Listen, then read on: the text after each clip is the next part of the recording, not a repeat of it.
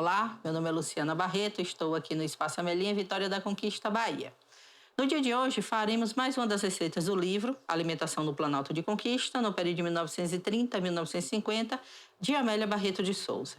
O livro foi baseado em uma pesquisa científica e essas receitas lhes foi passada de forma oral e da mesma forma foram transcritas para o livro. A receita que vamos fazer hoje está presente na terceira edição do livro, na página 140. Língua de boi com farofa. Confesso que nunca comi este prato. E assim eu vou dizer que hoje é dia de iguaria. O cozinheiro de hoje achou ótima a ideia, excelente, uma ótima pedida. Eu acho que ele sabe o que está dizendo. Yuri Dantas vai comandar a cozinha do Espaço Amelinha hoje e mais tantas vezes que ele queira. Cozinheiro de mão cheia, é com ele que vamos hoje de língua de boi. Vamos à receita. Gente, aqui com chefe ou cozinheiro, Yuri? Cozinheiro, por favor. Cozinheiro, ou só né? Yuri, já pode ser só Yuri. Professor de cozinha. Professor? Isso. Hoje eu sou instrutor. Instrutor, né? chamado, instrutor, né? Será que tem uma terminologia chamada instrutor de gastronomia ou instrutor da área da docência da gastronomia, né? Que a gente está hoje, mas cozinheiro profissional e está chefe quando a gente está na cozinha. Porque o termo chefe fica, né? Mas a gente prefere ser cozinheiro. Porque cozinheiro é profissão. Chefe é cargo. Perfeito. Vamos dizer Maravilha. assim, né? Como policial é uma profissão e as patentes é onde ele está ali naquele momento, né? A gente estava conversando aqui, a escolha desse... Quando eu falei, eu sugeri, né? De longe, achei que ele fosse até negar. Fazer uma língua, ele... espetacular. Hoje é uma iguaria. Iguaria? Hoje é uma iguaria mundial. A língua hoje, assim como o cordeiro, alguns outros preparos que tem hoje, assim, que geralmente pra gente não é tão mais, vamos dizer assim, tão simbólico no nosso prato. Hoje no mundo, a língua é um prato, na cozinha oriental, na cozinha europeia hoje estão servindo medalhões de língua, cozidos, guisados, técnicas de sous vide, sabe, a língua assim num nível altíssimo. E pra gente não é tão comum, apesar de a gente comentou fora do ar aqui que a pecuária pra gente é muito forte, mas talvez pela força da pecuária faz com que da carne, faz com que a gente não coma muito os miúdos. Né? A língua é considerada um miúdo, né? Então aí acaba que a gente também não tem tanto acesso nos mercados e coisas assim, mas hoje, mundialmente falando, tá bem forte. Não tem, assim... Hoje eu fui lá pedir para comprar uma língua, ela elogiou tanto a língua dela, que eu falei assim, eu nunca cheguei num lugar e comprei uma língua, né? E aí eu falei assim, nunca vi, Sim. né? Assim, Sim. falei assim, no açougue, tô ali, me dá uma língua, assim, um negócio muito, realmente... E é uma coisa que mudou. Há um tempo atrás, quando o dono do açougue ele matava o animal, o abate, ele tinha todo o animal, do chifre ao casco. Hoje não é mais assim. Hoje, com essa coisa do frigorífico, esse divisor é feito lá atrás. Então, às vezes, já chega sem casco, que é o mocotó, que a gente fala, né? O mocotó, língua, essas coisas dos miúdos, cabeça, ninguém tem acesso. Então, assim, coisas que eram utilizadas, carnes que fazia carne para cozidos, outras coisas que faziam com os miúdos, e hoje a gente não tem. Nos açougues, no caso, não tem acesso direto. Então, acho que também faz com que cada vez menos tenha a língua hoje para comprar assim tão fácil também. Essa coisa da língua que a gente estava falando, que você falou que é o que mais se aproxima da carne. Dentro da classificação dos miúdos, né? Porque ela é um músculo, apesar de estar revestida com essa casca, né? Que a gente chama, que é essa parte da papila gustativa do animal, que é muito grossa. Ela é um músculo com bastante colágeno e tem um teor de gordura entremeada. Então ela é bastante calórica, tem uma quantidade de nutrientes também muito alto, né? Colesterol e outras coisas que é um pouquinho acima também, assim como todos os miúdos, mas dentre os miúdos é o que mais se aproxima da textura, cor e sabor de carne, né? Por ser ainda um músculo, né? Mesmo não estando na classificação de miúdos, ela é muito saborosa e muito rica, né? Nutricionalmente falando também. Uma das coisas que você fala, que eu não sei se é especialista em proteína ou o seu forte é proteína. Sempre foi uma área que eu trabalhei muito. Certo. Mas assim, você acha que é por causa da sua história com seu avô, que tinha um açougue aqui, passou pro seu pai, você viveu essa história muito próxima, né? Sim. Apesar de você terminou indo para odontologia, mas aí Voltei. o chamado da terra... Verdade. É como se o universo falasse assim, volta para seu lugar. Volta, né? volta para lá. Que foi essa história, né, da cozinha, da carne, da proteína, enfim. Você acha que aí, eu acho que conspirou e certeza, essa paixão... Que certeza, assim... sim. Primeiro que na minha família, quase todos os homens cozinham. Pouco ou muito, mas todos cozinham. Então nunca teve esse preconceito que sempre existiu e existe ainda. Que a mulher cozinha, o homem não. Sabe aquela coisa? Então, assim, eu vim de uma família, os irmãos do meu pai, meu tio, irmão da minha mãe foi cozinheiro profissional, cozinhou fora, já trabalhou em Tocantins, outros lugares. Os outros irmãos cozinham o básico, mas todos cozinham. Então, assim, nunca teve preconceito disso. As mulheres lá sempre cozinharam muito bem e eu sempre fui um pouco curioso. E eu acho que esse link de não ter preconceito e automaticamente a condição de eu estar ali vivenciando muita coisa na prática, né, desde o abate até o corte final, os preparos, como faz um bife, como faz uma carne do sol, como fazia uma linguiça, né? Eu via meus tios fazendo linguiça artesanais, temperando, misturando, enchendo, no trabalho da tripa. Então, assim, eu vivenciei tudo isso. No início, confesso que não tinha nenhuma intenção de cozinhar, mas apesar de viver isso, né? Tanto que eu fui para o esporte, depois fui para a área da saúde e fui voltando aos poucos, primeiro com a condição de aprender a cozinhar, porque eu morava só. Então eu fui meio que virei o cozinheiro da turma dos universitários. Era a casa da galera que tinha... tinha engraçado que tinha alguns colegas que moravam sozinhos, que eles compravam ingrediente para eu poder fazer para eles, porque os bichinhos não sabiam, senão eu morria de fome. E ia chegar com aquela cara assim de cachorro sem dono. Oi, por favor, eu comprei um macarrão, faz pra mim. Aí eu fui cozinhando pros colegas de faculdade na época. E aí virou essa coisa, essa cultura de eu cozinhar pra turma e pra mim. E aí a cozinha já tava ali presente o tempo inteiro. E aí quando eu vim embora, ainda trabalhei da área de saúde e tal. E aí na pandemia pra cá, eu já vinha com esse intuito já da gastronomia, da profissão. E aí virou um hobby, do hobby virou minha profissão hoje. É interessante. Eu digo que você era o único ingrediente que não podia faltar na turma, né? Exatamente. Eu digo assim, o músico e o cozinheiro, né, Henrique? E é os dois, viu? E ele também mexe com o negócio de música também, né? Eu gosto. Não fica só na cozinha, não. Tem um pouquinho de cada coisa aí. Isso é muito bom. E aí, então, a gente vai... Vamos preparar ela aí. Você falou assim que a língua não tem segredo, né? A língua é língua e... Assim, a língua... Assim como um bom animal, né, ou geralmente um animal mais jovem, a língua automaticamente também é uma língua menor, um pouco mais macia. Quanto mais maduro o animal, mais velho, um animal mais forte, com mais massa muscular, automaticamente é uma língua também que tem mais trabalho muscular. Sim. Por questão alimentar, por questão de desenvolvimento do animal, por questões de idade. Certo. Então, geralmente, a gente escolhe também uma língua por um animal mais jovem, né? Sim, então, ou seja, se num dia ali tem carnes boas penduradas e a língua daquele animal também tende a ser uma língua de qualidade. Então pode ser um guia, né? E isso está associado muito à qualidade da carne do animal que está ali. Aqui a gente tem duas línguas. A gente tem uma língua um pouquinho menor, muito provavelmente de um animal mais jovem, e uma língua um pouco maior, que é um animal que a gente não diz de idade, mas de desenvolvimento, né? Que às vezes você tem um animal que não desenvolveu tanto, mas é um animal mais maduro. E às vezes tem um animal de raça ali que desenvolveu fisicamente mais e às vezes não tem a ligação direta. Mas a gente assemelha muito ao tamanho, né? Peças menores, ligeiramente mais macias, peças maiores, um pouquinho mais robusta de volume, então precisa de um pouco mais de cozimento. No fim das contas, qual é o segredo da língua? Né? Um primeiro cozimento ou um escaldado para poder remover, né, com rigidez essa casca que a gente chama, porque essa casca ela é muito aderida, ela é 100% grudada no músculo. Então, se a gente meter a faca, que agora a gente vai desperdiçar muita carne na remoção. Então, se a gente joga um pouco de água quente ou cozinha ali por 10 minutinhos para que ela comece a ficar esbranquiçada, a gente consegue descascar de forma mais fácil. A proposta da língua hoje, né, e aí tem duas, enfim, sim, né? Uma delas, que está no livro até, a gente fazer recheada com tocinho. Nem sei se esse tocinho dá, né? Filmagem! Tocinho fantástico, por sinal. Pois é, a gente vai dar trabalhada nesse tocinho também, né? Sim, a gente vai...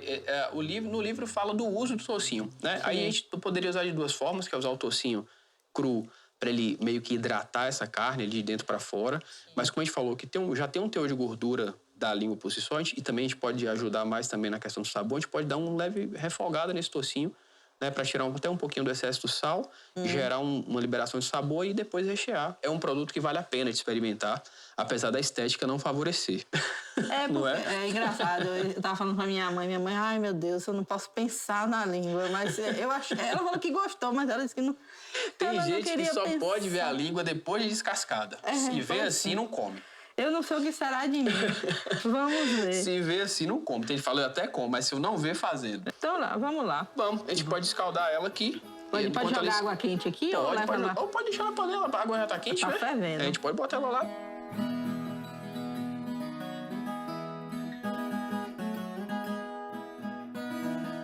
Já deixa o cão em 5 minutos a água fervendo. Isso, 5 minutinhos. Aí depois a gente vai tirar, descascar, temperar e rechear. Vamos lá, dona Luciana. Vamos lá. Aí agora a gente vai fazer o quê? A gente escaldou ela não tá cozida, apesar de aparentar, porque ela fica branca assim, né? Mas ela tá por dentro, ela tá 100% crua e avermelhada. A gente vai ver na hora que a gente começar a cortar. A gente vai descascar e tirar esses excessos aqui, que são parte que tem muito glândulas e a gente acaba não consumindo, principalmente nesse preparo recheado, porque aqui não comporta recheio, né? Então o que a gente vai fazendo? A gente já vai começando a remover a pele, ou a casca, ó, e a gente vai, ó, e a gente vai descascando. Sempre vai vir, sempre que eu falei que ela não tem uma separação da membrana, não tem. Sempre vai vir, mas vai vir o mínimo possível, primeiro com a faquinha que tá cortando e segundo com esse cuidado de ir raspando ela de forma mais cautelosa. E a gente vai fazer isso por ela todinha até ela ficar 100% nessa textura aqui. Quanto mais cozida, mais fácil fica, tá? Eu falei, quando geralmente vem um processo como esse, que a gente vai rechear para depois finalizar o processo, se a gente já fosse fazer ela aqui na panela de pressão, a gente cozinharia ela mais tempo aqui e às vezes, dependendo da forma que cozinhou, ela descola. E tem gente que às vezes até com a mão consegue puxar. É um pouquinho mais trabalhoso, mas dá também. Como aqui essa casa foi só escaldado, aí geralmente a gente não consegue fazer assim. Aí tem que ser quando eu pôr na ponta da faca mesmo. Que tem lugares que serve a língua como medalhão, porque ela lembra muito depois no filé mignon. O comprimento, essa coisa... É mesmo. Né? Meio conoide, essa coisa mais, esse formatinho, lembra um pouco o filé mignon. Então tem lugares que tratam ela assim, depois cortam medalhõezinhos e selam com molho e serve. Tu come falando que é um filé mignon.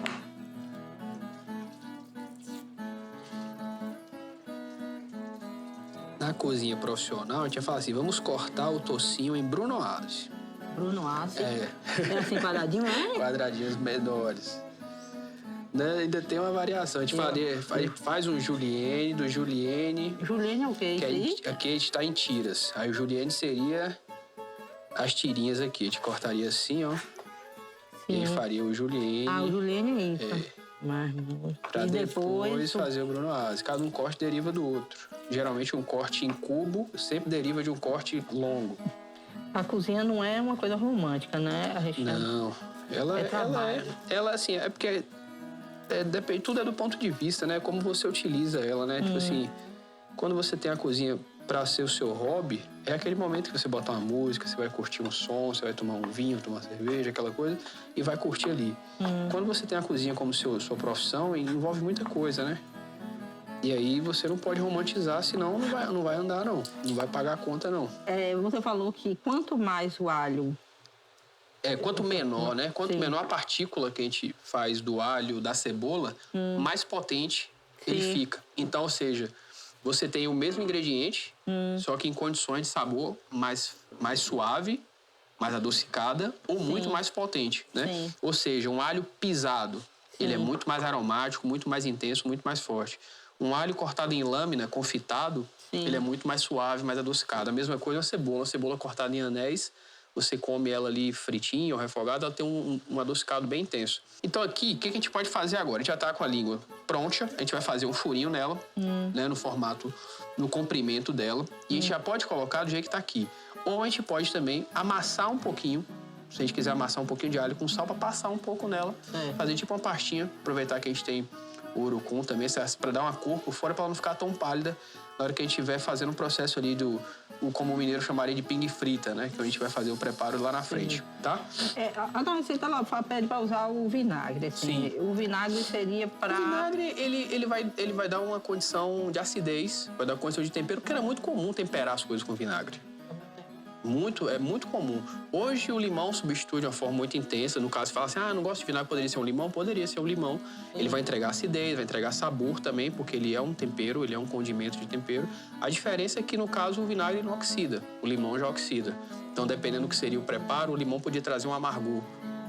E o vinagre não. O vinagre vai entregar acidez, vai baixar pH, então em questões de segurança alimentar ali, por mais que vai pro fogo, mas uma marinada no vinagre interfere na condição de segurança ali, de preparo também, de pH do alimento e por aí vai. Além de dar sabor, né? Aí depende, qual vinagre, o que gostar. Eu acho que a acidez do vinagre vai trazer uma nota interessante aqui, principalmente no ajudar também da quebra do colágeno. Geralmente a gente coloca ácidos em cozimentos, onde a gente quer que acelera um pouco o processo de cozimento. Já vai fazer um porco, bota uma cachaça.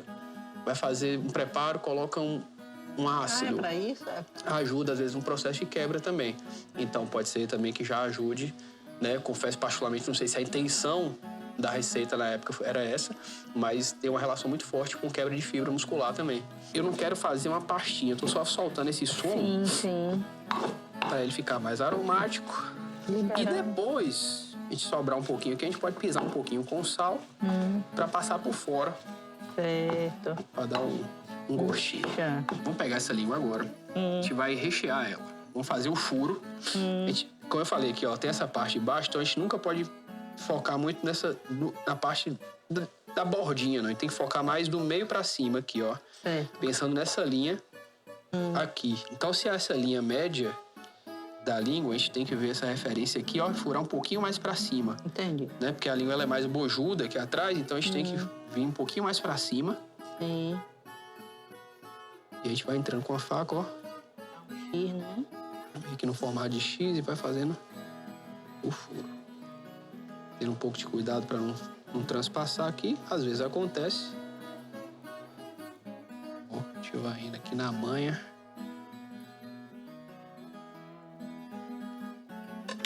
A gente força mesmo com o dedo. E aí o que acontece? Tem uma linha tênue aqui, que é onde fala assim, não, eu vou querer colocar recheio até a ponta, não sei o que, pra ficar maravilhoso. É onde a gente vai, às vezes, e peca e rasga lá na frente. Então o que é melhor? A gente tentar fazer uma segurança mais ou menos até o último terço da língua, né? Que essa parte aqui, até porque a cocção dela é diferente, ela sempre vai dar um ponto primeiro e tal, então ela vai cozinhar de uma forma diferente essa pontinha.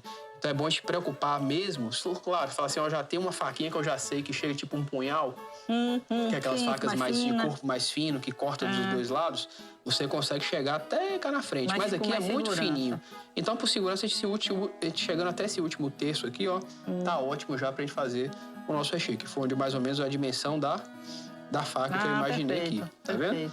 É mais ou menos até aqui. Então agora a gente já tem aqui, ó. Então por isso que eu falei que a gente tem nosso recheio pequeno, porque o furo, ele não é grande, ele é um furo pequeno. Então se a gente corta os nossos ingredientes do recheio de tamanho demasiado, na hora de colocar já ia rasgar, já fica ruim para distribuir. Então a gente faz esse cortezinho menor, já pensando também como a gente vai distribuir aqui na língua. Apesar de ter pessoas que são mais um toque, ó, costura. Sim. Pode fazer isso também, porque aqui não precisa não. Mas tem gente que prefere costurar para não correr risco de perder recheio, principalmente quando tem um recheio cremoso, alguma coisa do tipo assim. Vou botar tudo aqui. A gente dá uma mexidinha. Docinho. A cebola aqui também? Sim.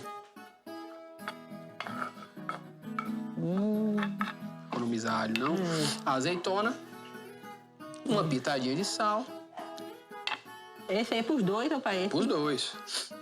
Porque ele não cabe muito assim, não. Um salzinho, ó. A gente já tem um tocinho que mesmo que foi fermentado já tem um salzinho ali. Tem né? azeitona. Então a gente já tem azeitona, então a gente coloca, faz um peso de sal que a gente imaginaria se fosse temperar ele por si só. Né? Então a gente, ó. E aí a gente vai só misturar aqui um pouquinho pra gente colocar o vinagre E aqui a gente pode até apertar um pouquinho, ó, aquilo que eu te falei, a gente não precisa fazer um torresmo, exatamente pra gente poder ter essa textura aqui, ó, de soltar o sabor. A gente perde um pouco da gordura lá, o excesso, mas a gente tem aqui, ó, textura ainda de gordura do tocinho que vai soltar aqui dentro. Vinagre eu vou colocar um pouquinho, ó. Interessante essa história do vinagre. Enquanto isso, eu vou colocar um pouquinho de sal aqui agora para passar por fora. Tempero verde, cebolinha, coentro. Vamos rechear essa agora, Lu? Vamos. Vamos fazer ela baseado no que a gente já fez aqui, ó. Nossa, olha como ela ficou mais cremosinha, tá vendo? E essa coisa da acidez do vinagre com a gordura forma o que a gente chama de emulsão instável. Aço e gordura, eles dão uma... Fica aquela coisa... Igual a gente faz vinagrete. Sim. Que a gente bate um pouquinho, ele fica aquela coisa meio veludada. Sim. É mais ou menos isso. Então, essa coisa meio cremosa acontece com a densidade da gordura Com vinagre. com o vinagre e fica essa coisa mais... com cara de creme, sem ser creme. O que a gente vai fazer? Na mão grande. E a gente vai empurrar recheio até a gente conseguir. Então, a gente vai administrar esse recheio, né? É uma carne que, apesar do comprimento, a gente não vale a pena empurrar demais, porque tende a estourar ou acontecer alguma coisa. Então, geralmente, é para dar sabor. Então, a gente recheia pensando em hidratar e temperar a carne de dentro para fora. Então, a gente vai pegar aqui uma colher menor, se a gente tiver uma colherinha menor aí. Tem. Pode ser essa aí. Pode conseguir? Pode, a gente vai pegando, ó. A gente vai pegando, não adianta também muita agonia. A gente vai, ó, empurrando.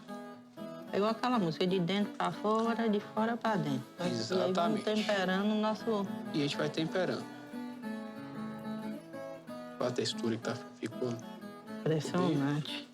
Você vê que de líquido a cremoso. Ficou incrível. Do cheiro. O cheiro tá sensacional. E agora a gente já pega o temperinho. Ó.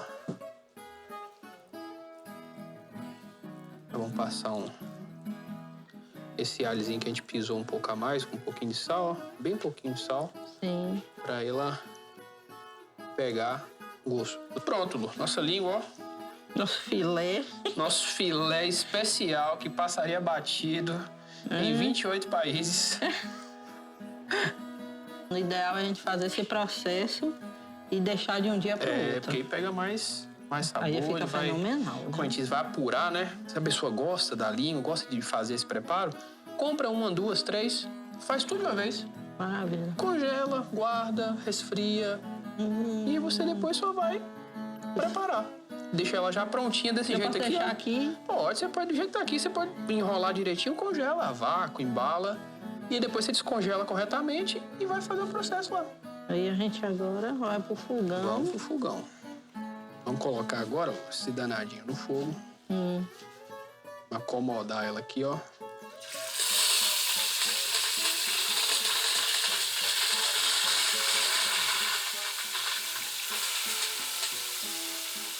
E ela vai... Como é o nome do negócio que você falou? O mineiro chama de pingue frita, que é uma técnica de cozinhar e fritar ao mesmo tempo. Por quê? Porque aqui agora, se a gente for fazer essa fritura dela aqui de forma intensa, ela vai ficar dura.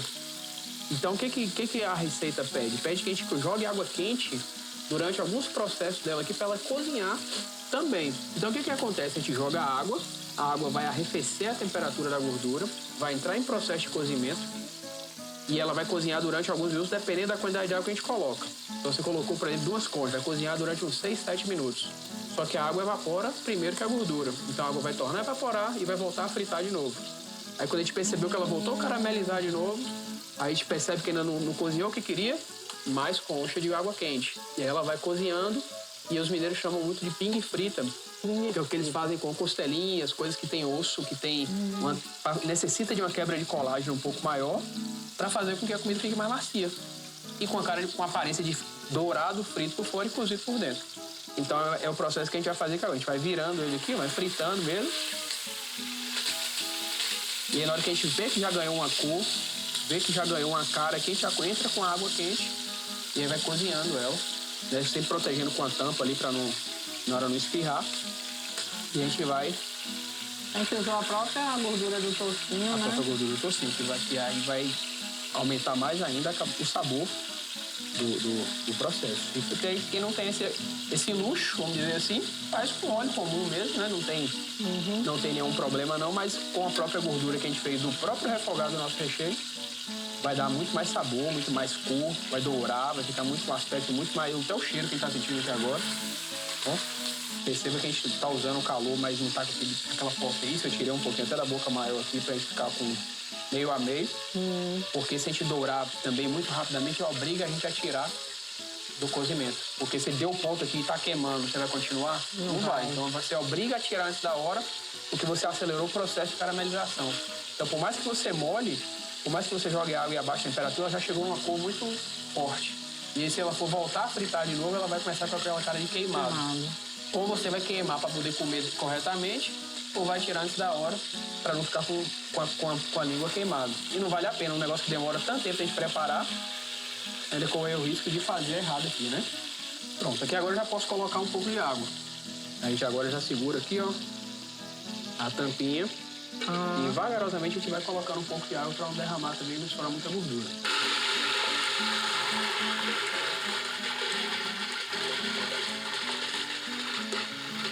Água quente, fogão, de cozinha. Imprescindível. E aqui, ó, ela começa a fazer agora. Agora ela tá cozinhando, que a gente fala que é uma técnica quase de confitar. Você percebe que ela continua fritando. Continua fritando. Continua fritando, só que tá em uma temperatura mais baixa. Então ela tá cozinhando e fritando aqui agora. Daqui a pouco a água vai evaporar e ela volta a fritar de novo. E aí a gente vai, ó, virando ela pra ela ir cozinhando de forma mais homogênea. A água tem que estar quente para fazer isso, tá? Não pode jogar água fria, senão o choque térmico vai estourar meio mundo.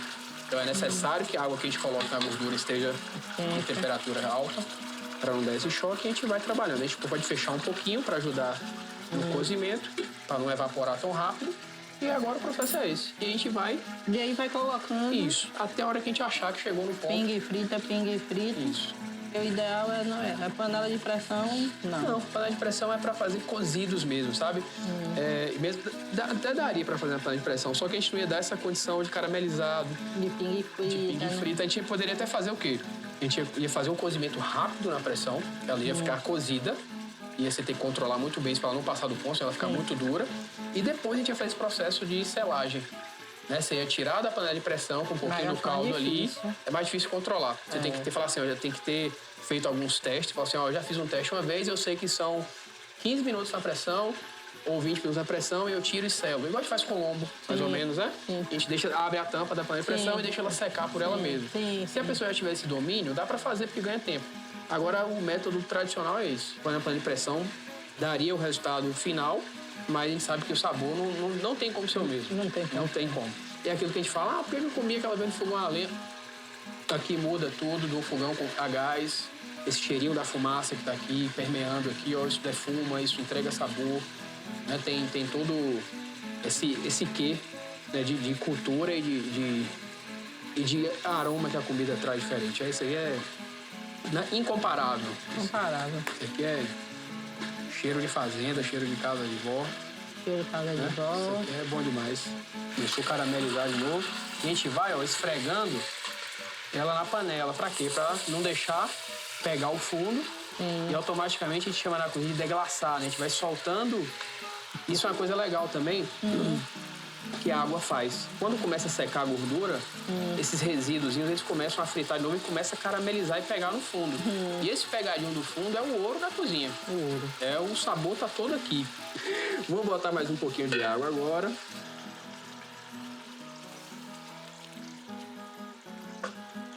Agora eu vou puxar pro fogo um pouquinho mais forte, que eu quero que ele dê uma... Pra fazer assim, eu vou puxar um pouquinho pra cá. Aqui no foguinho um pouquinho, ele vai cozinhar um pouco e a gente vai controlando.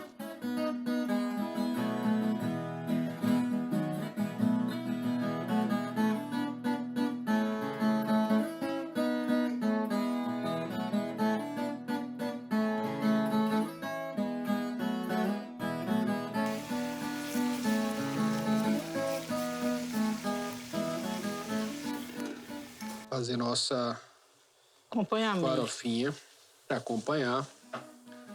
Farofa acompanha tudo, né? No Rio, particularmente, falando, amo farinha, amo farofa. Manteiga derretida, um fiapinho de sal e a farinha.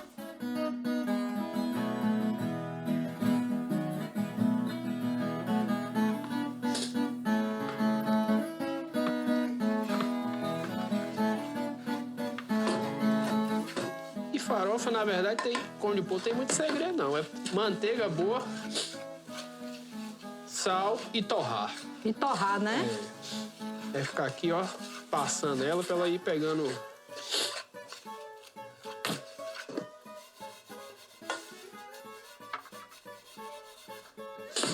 Que já foi, viu, Lu? Pronto. Chegamos aqui agora, Lu, na hora ideal de corte. Você vê que essa técnica que a gente fez, ela carameliza bem. Sim. Né? Diferente do que a gente comentou da panela de pressão, que cozinha muito rápido, entrega tudo muito rápido, mas a gente não consegue ter esse aspecto de dourado, de caramelizado, a não ser que faça depois do cozimento, só que a gente corre um risco. Né? Então aqui a gente acompanha mais o processo e faz com que ela fique levemente mais macia e ao mesmo tempo caramelizada por fora, né? Que é o que a técnica do livro pedia, né? De adicionar essa água dentro da fritura para poder fazer esse cozimento interno da língua. Fazer umas fatiazinhas delas assim para tentar manter o recheio. Você vê que ela fica no ponto, lembrando um filé. Foi bom a gente fritar o toucinho antes mesmo. Porque não liberou tanta gordura por dentro, né? E acabou que ele ia perder volume também e podia se perder também no meio da fritura ali. A língua, ela tem texturas. Essa parte aqui, ó, a partir daqui agora, ela começa a ficar um pouco mais do ponto para mais, por causa da espessura que ela tem. Sim. Né? O foco, a parte nobre da língua é essa aqui, que o pessoal considera, né? O miolo mesmo. E essa parte mais fininha sempre vai passar do ponto. Nesse caso, aí pode dividir o público. Falar assim, quem gosta de carne bem passada, já vem com a pontinha aqui. Quem gosta mais ao ponto, esse ponto de cá. Né? E por aí vai. Mas também deixar de comer, tu não deixa não. Vamos montar aqui agora, fazer um pratinho?